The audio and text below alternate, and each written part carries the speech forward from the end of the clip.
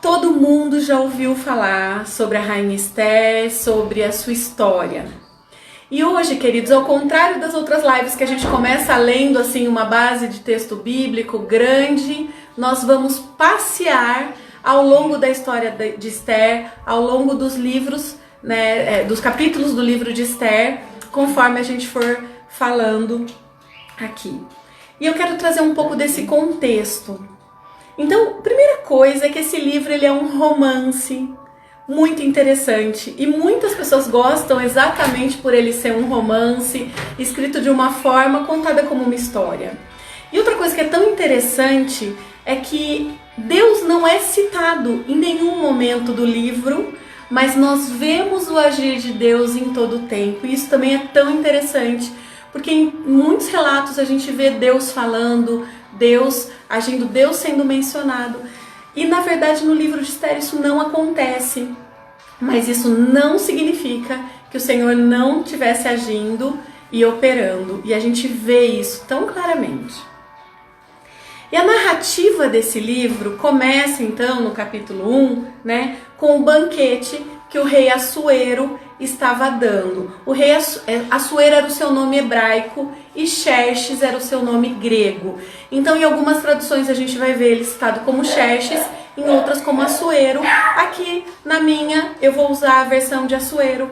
Então Assuero ele era responsável por 127 províncias que iam desde da Índia até a Etiópia. Esse império todo, essas 127 províncias, era o Império Medo-Persa. Então ele era responsável por uma região muito grande, ele era, portanto, muito poderoso. E a narrativa começa contando, então, que ele estava dando esse banquete para os príncipes. Era muito comum, naquela época, o hábito dos banquetes. O banquete ele era usado para várias coisas, para acordos comerciais, para mostrar a suntuosidade da riqueza do palácio, do poder daquele reinado, enfim. E Assuero deu um banquete que durou 180 dias. Uau! E depois de ter passado esses 180 dias, isso tudo está mencionado lá no capítulo 1, versos 1 e 2. E depois de passados 180 dias, ele então decide dar um banquete para todo o povo. E esse banquete, então, ele duraria 7 dias. E aí o que acontece? Ele era casado, ele tinha uma esposa, a Rainha Vasti. E a Rainha Vasti estava também dando um banquete para as mulheres. Então, o que era hábito na época? Os homens faziam seus banquetes e eles eram separados, inclusive nenhuma mulher podia entrar à sala onde estava sendo dado o banquete de forma alguma. E a Rainha Vasti, então, também ofereceu um banquete às mulheres. E a palavra diz, inclusive, no verso 10 do capítulo 1, que estando o rei com o coração alegre do vinho. Gente, o que ele queria nesse momento? Ele pede então para que os eunucos, né, os seus servos, tragam a Rainha Vasti com a coroa para que ele pudesse mostrar a todos a formosura dela. E era isso que ele queria. E na verdade, gente, tem estudiosos que dizem que ela não quis exatamente porque ela não queria estar exposta a todos aqueles homens. Na minha Bíblia de Estudos diz que existe uma linha de estudos que diz que ela poderia estar grávida. Nós não sabemos. Mas o que aconteceu de fato, esse é o fato, é que a Rainha Vasti se nega a se apresentar ao rei. E aí o verso 12, na sequência, diz que o rei muito se enfureceu e se inflamou de ira. Então esse rei poderoso, dando um banquete, pede à sua esposa que venha para que ele a apresente depois de tantos dias de banquete. E ela diz, olha, eu não vou, diz a ele que eu não vou. E aí o que aconteceu? Ele ficou muito irado na época. E aí ele reuniu os seus conselheiros, os sábios. E eles entenderam que a recusa dela não somente foi uma ofensa ao rei, como também a todo o reinado. pois as mulheres certamente saberiam do feito da rainha Vasti, e eles temiam que esse comportamento fosse imitado. E aí, gente, imagina se a moda pega naquela época onde as mulheres obedeciam, o que ia acontecer? Então eles decidem que ela deveria ser deposta da sua posição de rainha. E é isso que acontece com ela. Ela simplesmente é deposta. Ela perde o trono, ela perde o reinado. E passado um tempo, Assuero, já aplacado o seu furor, ele se lembra de Vasti. E aí os seus homens pensam assim, ele pode ter uma recaída, querer chamá-la novamente, isso não vai ser bom. Então eles propõem ao rei que se trouxesse de todo o seu reinado, de todas as províncias, jovens, virgens, de boa aparência e formosura, para que elas se apresentassem ao rei, e como a gente vê em muitas ministrações para um concurso de beleza, né? E disseram o primeiro Miss Universo, Miss Província que se ouviu na história. Então esse era o contexto e assim foi feito. E gente, essas mulheres elas seriam trazidas, tá? Aonde tudo isso acontecia, gente? Então esse reinado, esse império tinha lá 127 províncias, mas tudo se passou na cidadela de Suzã, que era como se fosse a cidade administrativa. E era lá que o rei Assuero ficava e lá que ele escolheu.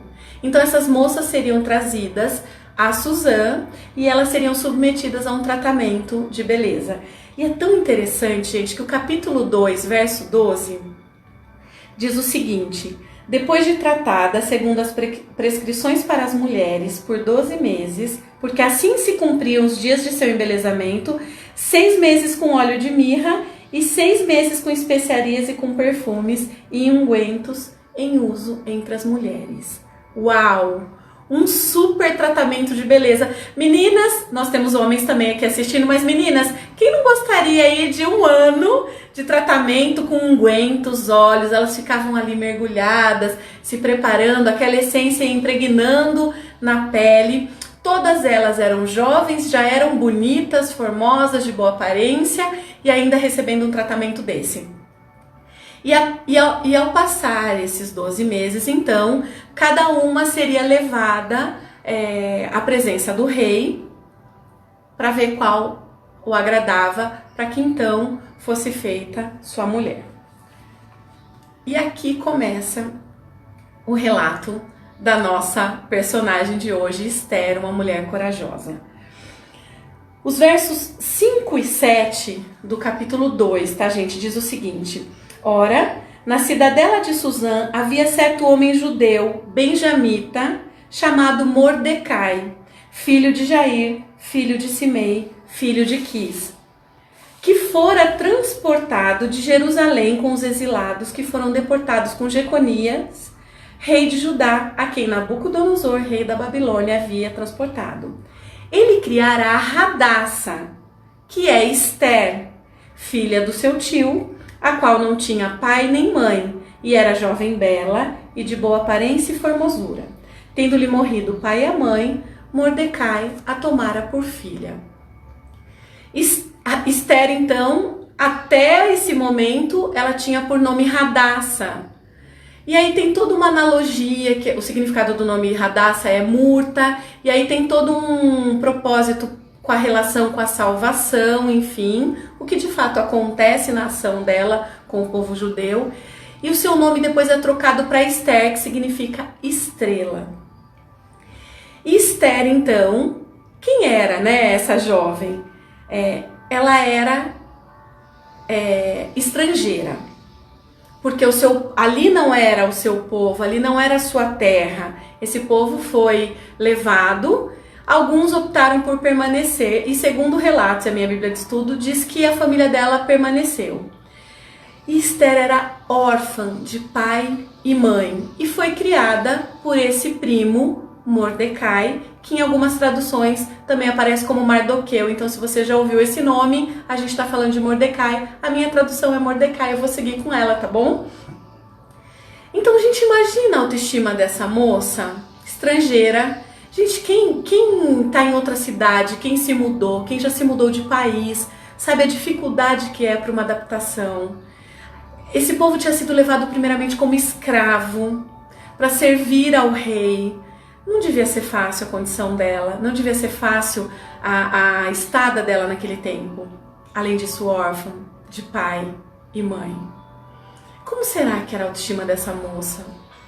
Como será que ela tinha sido criada?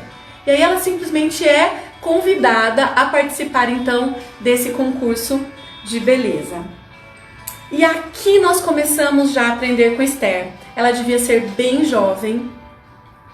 Eu não consegui, pelo menos eu gosto muito de ficar com aquilo que é estudo que a Bíblia diz, não com os estudos da história. E eu não encontrei precisamente a idade dela. Depois, se alguém souber, quiser postar aqui. Mas até hoje, em todas as ministrações que eu já assisti a respeito disso, eu nunca vi a idade, mas ela era bem jovenzinha, tá bom? E aqui a gente começa a aprender com Esther. Esther tinha algo especial sobre a vida dela. Isso é certeza.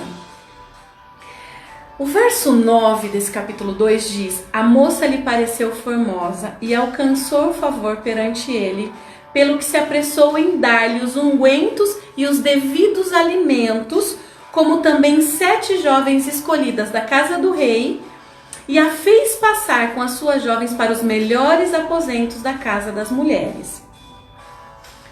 Esther, filha de Abiail, tio de Mordecai, que a tomara por filha, quando lhe chegou a vez de ir ao rei, nada pediu, além do que disse Hegai, eunuco do rei, guarda das mulheres. E Esther alcançou o favor de todos quantos haviam. Eu tô lendo vários trechos e eu já vou explicar o que é cada um deles, tá bom? Assim foi levada Esther ao rei Assuero, à casa real, no 10º mês, que é o mês de Tebete, no 7º ano do seu reinado. O rei amou a Esther, a mais do que todas as mulheres, e ela alcançou perante ele favor e benevolência, mais do que todas as virgens. E o rei pôs-lhe na cabeça a coroa real e a fez rainha em lugar de Vaxi. Então o rei deu um grande banquete a todos os seus príncipes e aos seus servos. Era o banquete de Esther. E concedeu alívio às províncias e fez presentes segundo a generosidade real. Aqui nós vimos vários versos. O primeiro trecho que eu li, que fala que ela recebeu ungüentos, alimentos, os melhores aposentos, sete jovens para cuidar dela. Ela achou favor perante Hegai. Hegai era o eunuco. O eunuco ele era preparado para cuidar da casa das mulheres, para que não tivesse nenhum tipo de problema. E Hegai era o chefe, ali era o líder. E Hegai fica encantado com Esther, ele vê algo especial sobre a vida dela, ela encontra favor, como diz a palavra, e ela recebe ali o melhor tratamento. Depois diz que ela encanta a todos. Depois diz que ela encontra favor diante do rei, e diz que o rei ama Esther mais do que todas as outras virgens. Queridas, há algo especial sobre a vida dela. Queridas e queridos, algo especial sobre a vida dela. O que será que é esse algo especial? Será que nós podemos dizer que é a presença do Senhor? Há algo especial sobre sua vida, que onde você chega, as pessoas dizem sobre você, olha, há algo especial sobre sua vida, eu vejo algo diferente em você. A gente vê isso no relato de José. José encontrou favor. Ele encontrou favor na casa de Potifar, ele encontrou favor do carcereiro, ele encontrou favor do faraó. Porque tinha algo especial sobre a vida dele. Daniel. E sobre Esther tinha algo especial. Queridas, eu profetizo que algo especial seja manifesto na vida de cada um, em nome de Jesus, para que nós possamos encontrar favor por onde nós passarmos, favor no nosso trabalho, favor na nossa escola, favor onde nós estivermos, favor na nossa família, em nome de Jesus. Tinha algo especial sobre a vida de Esther. Mas Esther, ela também tinha algo especial, talvez simpatia. A palavra do Senhor diz que a alegria do Senhor formoseia o nosso rosto. Será que era isso que tinha sobre a vida de Esther?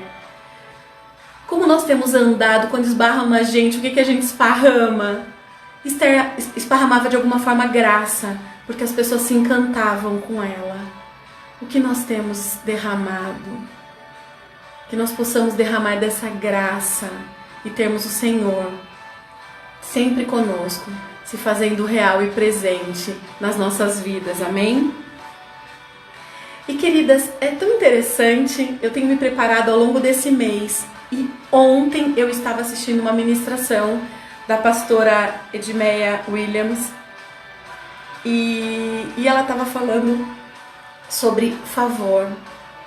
E queridas, olha, eu sou uma mulher de oração, vocês sabem disso, eu oro por tantas coisas a respeito da minha vida e da vida de todo mundo, e de todo mundo que está no meu caderno de intercessão. Mas eu confesso a vocês que ontem eu aprendi algo novo, e glória a Deus por isso, como é bom nós aprendermos sempre algo novo.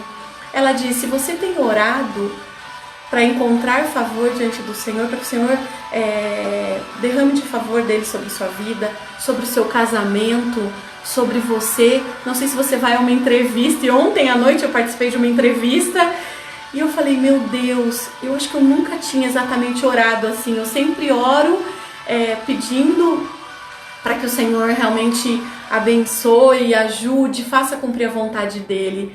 Mas orar, Senhor, que eu encontre favor do Senhor. Queridas, eu quero compartilhar isso com vocês, porque foi tão especial para a minha vida. Que a gente possa encontrar o favor do Senhor em todas as coisas. Eu não sei se você tem orado por isso, mas eu aprendi ontem que eu posso orar por isso. Hoje eu já orei pedindo o favor do Senhor para tantas coisas. Para estar aqui, para falar o coração de cada um. Eu pedi o favor do Senhor para tantas coisas. Você tem orado pedindo o favor do Senhor? Se você não tem ainda, tá aqui algo que nós podemos aprender e praticar acima de tudo. Mas vamos continuar aqui porque essa história ainda tem muita coisa para acontecer. A segunda coisa que nós aprendemos com Esther é que ela era obediente. Então ela foi levada como virgem para se preparar, para se apresentar ao rei. Queridos, naquela época nós já falamos tanto sobre o contexto da mulher naquela época. Imagina, ela não tinha poder de escolher. Nós, nesse contexto de hoje, nós oramos, pedimos para o Senhor confirmação, escolhemos a pessoa com quem nós vamos compartilhar a vida. Naquele contexto não existia isso. E Esther é levada, e ela foi. E o verso 10 diz o seguinte, Esther, ela não declarou que ela era judia. Ela não declarou em nenhum momento para Hegai, para ninguém ali no reinado, que ela era judia. E ela, no verso 10 diz o seguinte, ela não havia declarado o seu povo nem a sua linhagem, pois Mordecai lhe ordenara que não o declarasse. Por que ela não fez? Porque Mordecai tinha ordenado que ela não fizesse, e ela obedeceu. Depois, no versículo 20, ainda do capítulo 2, diz que ela não tinha declarado a sua linhagem e o seu povo como Mordecai lhe ordenara, porque Esther cumpria o mandado de Mordecai como quando a criava. Ou seja, em todo o tempo da criação, nós podemos ver que ela se manteve obediente a ele, como quando a criava. Então Esther era obediente. E queridas, eu sei que para muitas é tão difícil, talvez por uma questão de temperamento, talvez por uma questão de exemplo, aprendizado, né? Experiência de vida.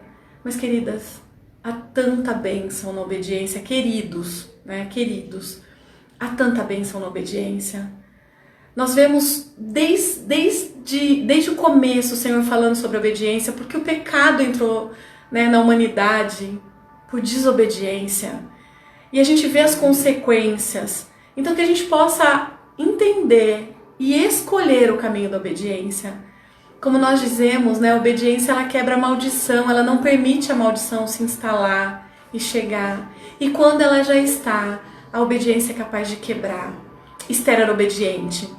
E talvez essa fosse uma das razões também de ela ser essa menina tão especial. Continuando o contexto. Mordecai, o relato diz que Mordecai assentava-se à porta do rei. Na verdade, ele era um oficial. Ele tinha uma função administrativa oficial. E isso significava se assentar à porta do rei. E assentado ali à porta do rei, ele percebe uma conspiração.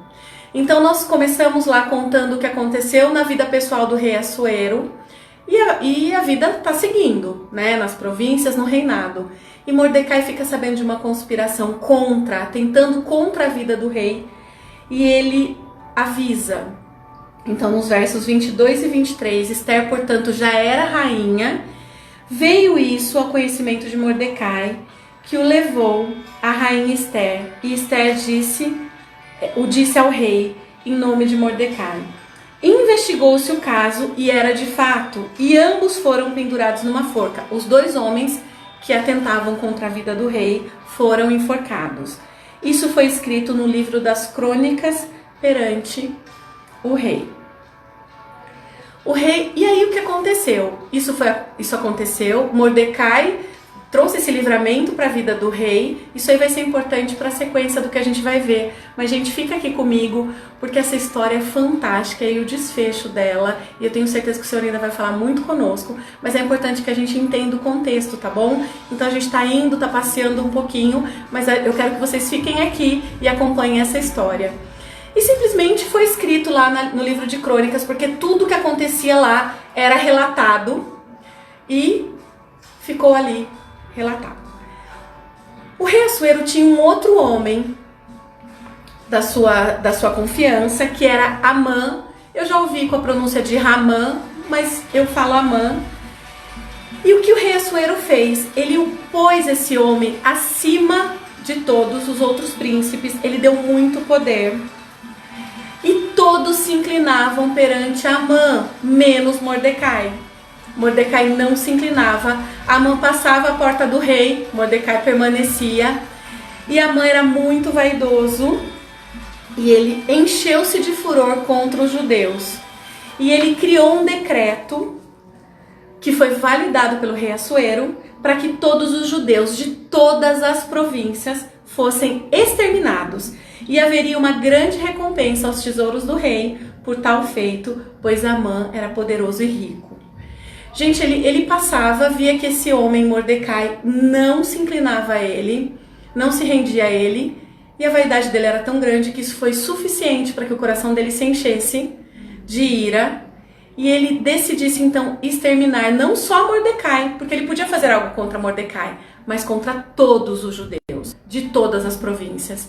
E para isso, inclusive, para que o rei aceitasse, eles tinham passado aí por uma série de combates, de tudo mais, então ele sabia que aquela recompensa também seria importante. É uma forma dele conseguir o que ele queria, é feito um decreto, e esse decreto é espalhado a todas as províncias, para que todos os judeus então fossem exterminados.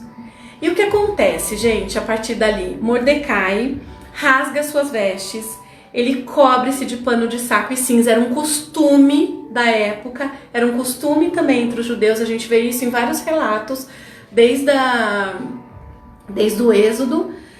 E ele, saindo pela cidade, ele clamou com grande e amargo clamor. Aqui é exatamente a descrição que fala lá no texto. E fizeram saber a Esther o que se passava com Mordecai, e ela muito se doeu e enviou-lhe roupas. Gente, nessa época, Mordecai ele se assentava à porta do rei, mas ele não tinha acesso ao palácio, à casa das mulheres. A Esther, ela não vivia ali nos aposentos do rei Assuero, ela vivia na casa das mulheres. E quando ela era chamada, então, ela podia entrar na presença do rei. E muito menos, então, Mordecai entrar ali ou entrar na presença de Esther sem ser chamado. Então, toda a comunicação, ela era feita através dos servos. Mordecai manda servos até ela manda servas, e assim era feita toda essa comunicação. E ela ficou sabendo daquilo, de como o tio estava vestido, não estava talvez tão por dentro do contexto, se doeu e mandou roupas para ele. E Mordecai negou as roupas e enviou uma cópia do decreto para que Esther intercedesse junto ao rei. Isso está no capítulo 4, versículos 11 e 12. Então nós já caminhamos um pouco mais aí nesse livro. E aí, a Esther, ela responde a Mordecai. Todos os servos do rei e o povo das províncias do rei sabem que para qualquer homem ou mulher que, sem ser chamado, entrar no pátio interior para avistar-se com o rei, Não há senão uma sentença, a de morte, salvo se o rei para ele estender seu cetro de ouro, para que viva. E eu nesses 30 dias não fui chamada para entrar ao rei. Fizeram saber a Mordecai as palavras de Esther. Na verdade aqui sim os versículos 11 e 12. Então durante 30 dias Esther não tinha sido chamada para entrar na presença do rei. E havia um decreto, isso todo mundo sabia. Tanto que ela começa dizendo, todos os servos e todo o povo das províncias sabem que ninguém pode entrar na presença do rei sem ser chamado, porque a sentença é a morte. E, gente, tem um monte de gente tão querida entrando e acompanhando a gente. Um beijo para todo mundo. Compartilha esse link, abre sua sala de vídeo, que a gente ainda tem muito para aprender aqui. Nós estamos falando aí sobre a vida e a história da Rainha Esther, uma mulher corajosa. Queridos, então tinha essa sombra. Esther agora estava sabendo de tudo. E nós aprendemos mais um pouco com Esther.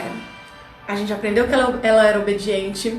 Nós já aprendemos que ela tinha algo especial sobre a vida dela, uma graça especial, que ela encontrava a favor de todos. Mas aqui nós aprendemos, Esther era discipulada. E queridos, eu quero muito falar com vocês sobre isso aqui. Esther foi criada por esse primo, ela obedecera tudo o que ele mandara. Ele acompanhara mesmo quando ela estava em tratamento antes de ser nomeada rainha. Gente, se nós voltarmos para o verso 11 lá do capítulo 2, passeava Mordecai todos os dias diante do átrio da casa das mulheres para se informar de como passava Esther e do que lhe sucederia, ou do que sucedia. Queridas, ela era discipulada por esse primo que a teve como filha, era portanto seu pai de criação. Mesmo estando distante, ele a acompanhava, ele sabia o que se passava com ela, ele se importava e ele se preocupava. Queridos, eu não sei que experiência você tem com o discipulado. Nossa igreja, assim como algumas igrejas que estão nos seguindo aqui, que eu já vi, também são orientadas ao discipulado. E há muita importância no discipulado. O discipulado, ele nos ensina, o discipulado, ele nos ajuda a atingirmos o prumo certo do Senhor. O discipulado traz crescimento, o discipulado nos traz fortalecimento, nos ajuda a nos conhecermos mais, autoconhecimento, portanto. O discipulado nos ajuda a corrigirmos rotas, ele nos corrige, mas acima de tudo o discipulado nos ama. Queridos, há muito valor no discipulado, eu valorizo muito o discipulado que eu recebo. E ainda ontem, voltando da entrevista, eu liguei para o meu discipulador, que é o pastor Alisson, a pastora Fabiana, e disse, olha, a proposta é essa, eu gostaria, mas se vocês disserem que não, e o meu marido disser que não, eu aceito. Mas se vocês disserem que sim, eu gostaria de caminhar, de dar espaço a mais. Queridos, quantas vezes o pastor Alisson, a pastora Fabiana me ensinaram, me fizeram corrigir a rota. E vocês já sabem que eu sou mais chorona, mais emotiva, inclusive eu me emociono para dizer isso. E quão grata eu sou a isso. Quão grata por todo o amor que eles tiveram pela minha vida e por todo o cuidado e por quando eles foram firmes comigo e por quando eles foram compassivos, mas sempre me ensinando, e eu aprendo com eles todos os dias ainda. E eu espero que seja assim por muito tempo. E se algum dia eles não puderem mais me discipular, eu pretendo ser discipulada por qualquer outro casal, né, conforme a vontade do Senhor, mas eu entendo que o discipulado é uma bênção. E queridos, olha o que acontece com Esther. Ela primeiro diz assim, olha, todo mundo sabe que não dá para entrar na presença do rei, porque eu posso ser morta, e isso não vai ser possível para mim. Agora, olha o que Mordecai responde a ela. Então lhes disse Mordecai que respondessem a Esther. Então Mordecai manda os servos voltarem e responderem a Esther. Não imagines que por estares na casa do rei, só tu escaparás entre todos os judeus. Esther, presta atenção. Não vá pensando que porque você está aí, você vai escapar. E olha onde mais ele vai. Porque se de todo te calares agora, de outra parte se levantará para judeus socorro e livramento. Gente, olha que tremendo isso. Mas tu e a casa de teu pai perecereis. E quem sabe se para conjuntura como esta é que foste elevada rainha. Tem tradução que diz, será que não foi para um tempo como este que foste levantada rainha? Queridas, olha a firmeza com que ele fala com ela. Mas ao mesmo tempo, que exortação. Porque será que ela estava entendendo o que estava acontecendo? E ela estava se lembrando que ela era judia? E que se o decreto era para que se exterminasse todos e alguém descobrisse que ela era judia, que isso não acontecesse com ela, ele também estava preservando a vida dela de alguma forma, trazendo luz, trazendo clareza. E é isso que o discipulado faz. E além disso, ele diz o seguinte, e olha, Esther, se você não se levantar, você e a casa do seu pai vai perecer, mas o socorro vai vir de outro lugar. O socorro e o livramento virão de outro lugar. Queridos, olha que fé que ele estava transmitindo e ensinando a ela. Esther, nós cremos que há um Deus que salvou o seu povo do Egito, que continuou salvando o seu povo até esse momento. E eles tinham fé para alcançar, que continuaria salvando esse povo, amém? Assim como aconteceu de fato. Então ele sabia em quem ele cria e que o socorro viria. E ele diz o seguinte, será que não foi para isso que você foi chamada? Será que não foi para isso que Deus te chamou? E queridas e queridos, eu volto a dizer, eu não sei se você tem sido discipulado por alguém, se você tem alguém confiável. Queridos, o mundo está discipulando a nossa casa, os nossos filhos nesse tempo, se nós não vigiarmos. Eu quero corrigir, se nós não vigiarmos, a minha casa é discipulada. Nós discipulamos os nossos filhos, meu marido está aqui na live comigo, nós discipulamos os nossos filhos com base nos princípios da palavra.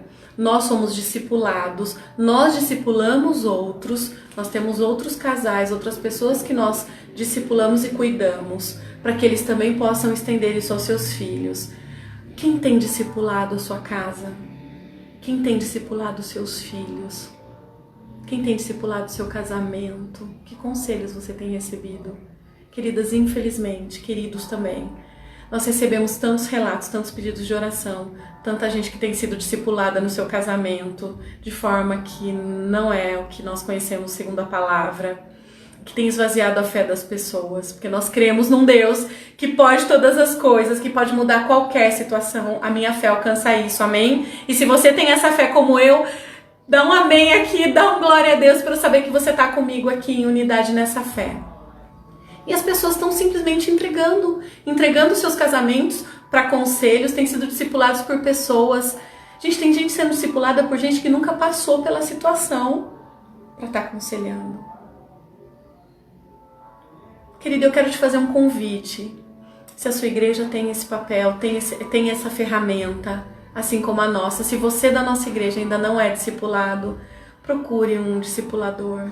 Cara, faz tanta diferença na vida, é tão importante, vale muito a pena. E nós aprendemos mais um pouco, né?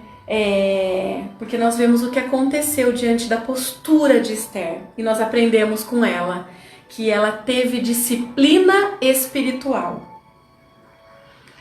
Versos 15 e 16 ainda do capítulo 4. Então disse Esther que respondessem a Mordecai: vai, ajunta todos os judeus que se acharem em Suzã e jejuai por mim e não comais nem bebais. Jejum total. Não comais nem bebais. Por 3 dias, nem de noite e nem de dia.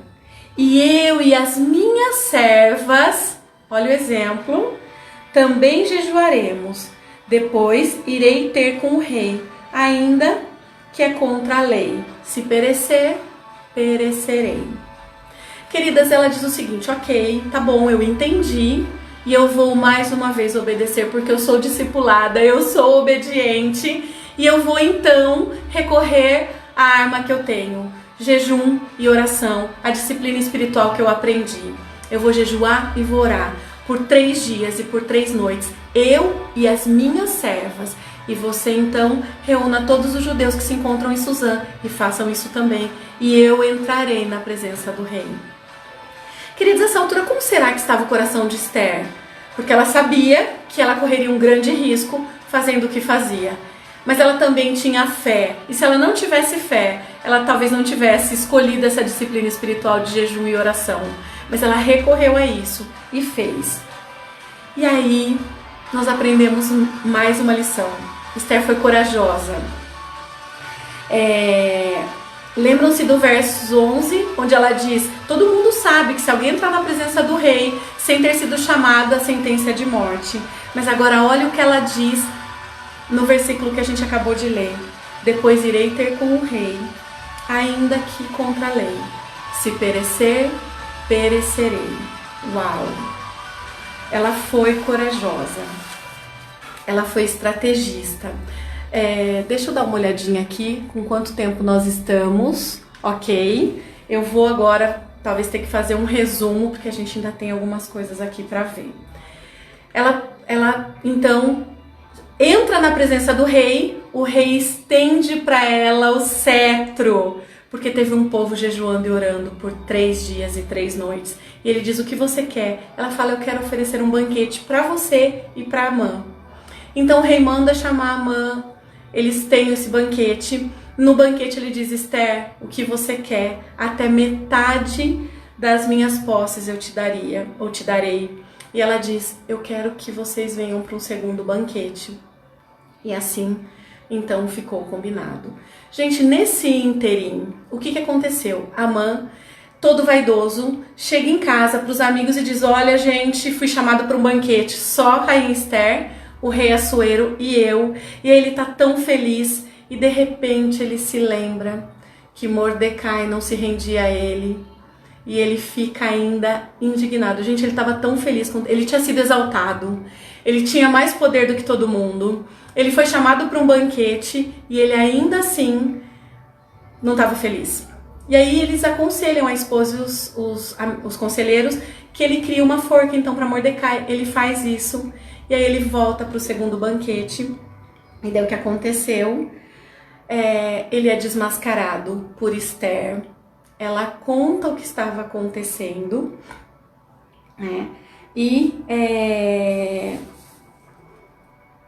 Isso. Só que antes disso, gente, nessa noite, olha o que acontece. Depois do banquete, ele vai para casa, tudo mais.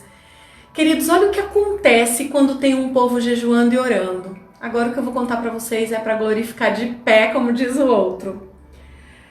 A palavra diz que naquela noite o rei não pôde dormir. Exatamente assim está escrito.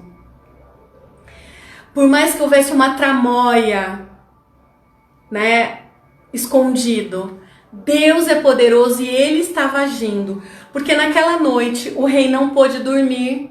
E aí ele manda que traga a ele o livro das crônicas do rei. Então trouxeram a ele e ele lê o que fez Mordecai quando livrou ele da morte. E ele pergunta: o que nós fizemos para honrar Mordecai? E gente, Amã tramando, então já tinha construído a forca e tudo mais. Ele não tinha sido desmascarado ainda, perdão. E aí os servos disseram: não, nós não fizemos nada para Mordecai. Ele fala: quem tá aqui? Ah, Amã tá aqui, manda chamar Amã. Amã, o que se deve fazer para um homem a quem o rei quer muito honrar? Queridos, o que Amã pensou na hora? Sou eu. Então ele fala: olha, tem que dar o cavalo, tem que dar as vestes, o povo tem que ir gritando, esse é o homem a quem o rei deseja honrar. Tô traduzindo aqui com as minhas palavras, tá? A nova versão na linguagem da Aline aqui, pra gente caminhar e ter tempo pra orar, porque o link do Insta cai com 1 hora. E ele falou assim: pois bem. E Amã achando que seria ele. E o rei diz o seguinte: pois bem, então faça-se isso a Mordecai, por favor. E aí Amã teve que fazer isso. E Amã tem que honrar Mordecai. E acabando de fazer isso, Mordecai faz o que, gente? Ele era um homem fiel. Ele volta à porta do rei e se assenta à porta do rei. E Amã volta para casa dele, vai para o banquete. e aí ele é desmascarado, né? Quando Amã, antes de Amã estar no banquete e ser desmascarado, ele volta para casa e aí a esposa percebe.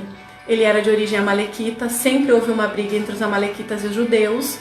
Puxa, algo aconteceu.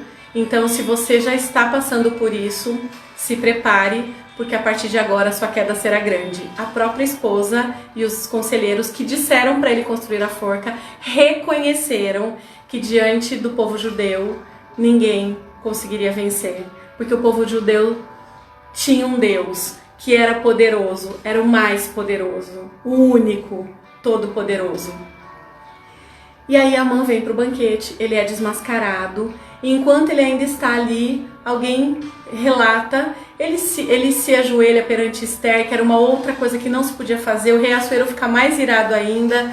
Gente, é uma história linda, eu recomendo que todo mundo leia, são apenas 10 capítulos esse livro, vale muito a pena, ele é um livro curto, com uma história tremenda, e Deus vai falar muito com você. E o que acontece nessa hora? O rei fica muito irado e ele descobre que Amã fez uma forca para Mordecai e ele manda que Amã seja enforcado. Esther acha novamente favor perante o rei, ela consegue revogar o decreto que tinha sido feito para todos os judeus, então eles não mais seriam mortos. Mordecai é honrado, então ele assume, né, um posto muito maior e ele é então honrado. O povo todo é liberto, todo livre, né? E tudo isso acontece porque uma mulher aceitou o chamado de Deus para a sua vida. Queridos, eu queria que a gente aqui refletisse. Nós temos falado tanto sobre quem o Senhor usa. E nesses relatos todos que nós vimos, de todas as mulheres que nós citamos até agora, todas elas improváveis, não? E tantas vezes nós achamos que nós temos que ser tanto, que nós temos que fazer tanto, que a nossa patente tem que ser tão alta para que o Senhor possa nos usar. O Senhor usa quem Ele quer com aquilo que nós temos. Basta que nós consigamos ouvir a sua voz e atender o seu chamado. Esther simplesmente atendeu o chamado. Esther, ela foi obediente, ela teve disciplina espiritual, ela era discipulada, portanto ela atendia e ela tinha seus olhos abertos. Ela deu exemplo ao jejuar e orar, fazendo também com as suas servas. Ela foi corajosa, mas ela foi humilde. A forma como ela se apresenta ao rei fez com que ela achasse favor. Ela foi estrategista. E queridas, há algo muito importante no jejum e na oração. Eu não sei como está a sua vida de disciplina espiritual, eu não sei o quanto você tem jejuado e orado, mas queridas, a nossa luta não é contra a carne, contra o sangue, não é contra as pessoas, mas é contra principados e potestades. Nós precisamos estar revestidas da autoridade. Quando nós jejuamos e nós oramos, nós matamos a nossa carne, fortalecemos o nosso espírito e nos sentimos muito mais preparadas. Quando nós jejuamos, nós temos que matar um pouco de nós para sermos bem cheios de Deus. E é isso que o Senhor espera de nós. Tem batalhas, e Jesus nos exortou, né? Há caças de demônios que só se esperem com jejum e com oração. É nesse nível que nós batalhamos. Eu não sei qual tem sido a sua batalha. Eu não sei o quanto você tem pelejado pelo seu casamento. Eu não sei o quanto você tem pelejado pela vida dos seus filhos. Eu não sei se o seu problema é no seu trabalho, é no seu ministério, é dentro de você. Se você precisa de cura, se você não se sente adequado, se você desistiu. Eu não sei qual é a sua batalha. Eu não sei o que o inimigo tem tramado contra você. Mas eu quero te dizer que com jejum e oração, o Senhor pode te dar estratégias e você pode vencer. Somente durante o período de jejum e oração nós conseguimos isso. Queridas, não adianta nós irmos na força do nosso braço, não adianta nós queremos assumir muitas vezes o lugar do Espírito Santo. Somente ouvindo a voz de Deus, obedecendo, matando a nossa carne, fortalecendo o nosso espírito, é que nós conseguimos. E eu quero te convidar a refletir se você tem realmente dedicado. Para que o Senhor tem te chamado? Será que foi para um tempo como este que o Senhor tem te chamado? Será que esse é o tempo de se posicionar? Qual tem sido o chamado do Senhor para a sua vida? E queridos, às vezes a gente acha que vai ser grandes feitos, tem que ser ungido, tem que ser isso. Queridos, às vezes o Senhor tem te chamado para um tempo como esse no seu trabalho, para que as pessoas possam ver Jesus vivendo em você, na sua casa. Lembra? O Senhor usa a gente onde a gente está, com aquilo que a gente tem. Será que não foi para um tempo como esse? E eu queria te convidar. Eu tenho feito isso e, queridos, acreditem, para mim é extremamente difícil jejuar. Eu já tive hipoglicemia. E assim, claro, o inimigo tenta, né? Então sempre tem dias que eu vou sentindo aquela fraqueza, mas eu vou me fortalecendo, queridas. O que o jejum tem feito, o que o jejum tem feito em mim, dentro de mim, a transformação, ali tá aos pés do Senhor e tem horas que só Ele para me manter de pé, literalmente, né, gente? Por causa, às vezes até da fraqueza. Mas, queridas, nele é possível. A palavra diz que eu tudo posso naquele que me fortalece. E a palavra também diz que quando eu estou fraco, então eu sou forte. Porque é o poder dele que se aperfeiçoa em nós. Então eu quero te convidar a jejuar mais, a orar mais, a ser obediente, a ser discipulado. Porque eu creio que grandes coisas o Senhor vai fazer em você e através de você. Eu creio, queridas. Essa palavra falou muito comigo acerca do discipulado e da disciplina espiritual, e é isso que eu quero falar com você. Eu vou orar agora, e aí a gente vê os comentários, e a gente já de antemão agradece todo mundo que esteve com a gente ainda, mas fica com a gente. Vamos orar. Pai, nós cremos, Senhor, no Teu poder, nós cremos, Senhor, no Teu agir. Tudo que o Senhor nos deixou, Senhor, na Tua palavra é tão proveitoso para as nossas vidas, para o nosso espírito. Pai, hoje nós aprendemos um pouco mais. E eu quero agora, Senhor, me unir aos meus irmãos que estão me assistindo e pedir, Senhor, que o Senhor nos fortaleça. E o Senhor nos dê disposição, Senhor, para adquirirmos ainda mais disciplina espiritual. Pai, que nós possamos orar mais, estar mais na Tua presença, Senhor, e que esse tempo seja extremamente proveitoso para nós. Pai, que nós possamos jejuar e com isso matar a nossa carne, estarmos mais sensíveis ao que o Teu Espírito quer dizer. Pai, que nós estejamos atentos ao tempo que o Senhor tem para as nossas vidas, Pai, e ao Teu chamado. Para o que o Senhor tem nos chamado. Senhor, se algum dos meus irmãos ainda não sabe, Pai, que o Senhor possa se revelar a ele e que ele possa, Senhor, cumprir, atender ao seu chamado com coragem, com ousadia, com intrepidez, sabendo que se o Senhor está mandando, Pai, o Senhor está com ele, o Senhor vai com ele e a vitória é certa em nome de Jesus. Pai, também peço que o Senhor levante discipuladores, homens, Senhor, confiáveis, honestos, homens de Deus, segundo o Teu coração, homens e mulheres, para que esses homens e mulheres que estão assistindo, se ainda não são discipulados, Senhor, possam encontrar bons discipuladores e assim, Senhor, estarmos mais fortalecidos e mais amadurecidos em Ti, até que toda a obra seja completa, Senhor. Assim eu oro, Pai, te agradeço por esse tempo, agradeço por esse aprendizado, Senhor, em nome de Jesus. Nós oramos e te agradecemos. Em nome de Jesus, amém.